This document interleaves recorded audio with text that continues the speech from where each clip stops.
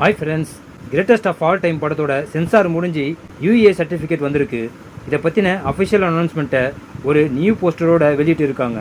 படத்தோட run time பார்த்தீங்கன்னா almost 3 hours. இந்த 3 ஹவர்ஸுங்கிறது நிச்சயமாக ரிஸ்க்கான விஷயம்தான். வாங்க என்னென்ன ரிஸ்க் இருக்குன்னு டீட்டெயிலாக பார்க்கலாம். கோட் மூவி ட்ரெய்லருக்கு பப்ளிக்கிட்ட இருந்து செம ரெஸ்பான்ஸ் கிடைச்சிருக்கு.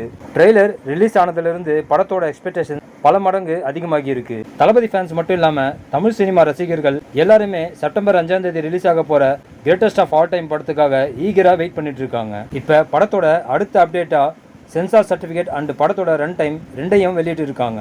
ரத்தம் தெரிக்கிற மாதிரியான வயலன்ஸ், அடல்ட் கண்டென்ட் இது எதுவுமே இல்லாததால் படத்துக்கு யூஏ சர்டிஃபிகேட் கொடுத்துருக்காங்க. படத்தோட ரன் டைம் 2 hours 58 minutes, கிட்டத்தட்ட 3 மணி நேரம்.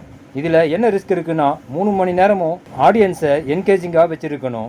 படத்தில் எங்கேயும் லேக் இல்லாமல் பார்த்துக்கணும். 3 மணி நேரமும் போர் அடிக்காமல் ஆடியன்ஸ் படத்தை பார்க்கணும்னா படத்தோட ஸ்க்ரீன் பிளே ஸ்ட்ராங்காக இருக்கணும். அடுத்து என்ன நடக்கும்னு ப்ரெடிக்ட் பண்ண முடியாத அளவுக்கு ஒவ்வொரு சீன்ஸும் இருக்கணும். இவ்வளவு விஷயங்களை டைரக்டர் வெங்கட் பிரபு எப்படி ஹேண்டில் பண்ணியிருக்காருன்னு தெரியல. அவரோட ஸ்க்ரீன் பிளே ஆடியன்ஸை சீட்டோட நுனியில் உட்கார வைக்கிற மாதிரி இருக்கணும்.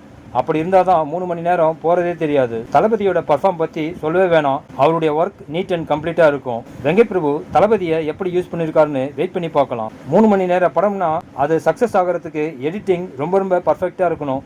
இதையெல்லாம் வெங்கட் பிரபு பக்காவாக செஞ்சுருந்தா 3 மணி நேரம்லாம் ஜஸ்ட் லைக் தட் ஓடிடும்.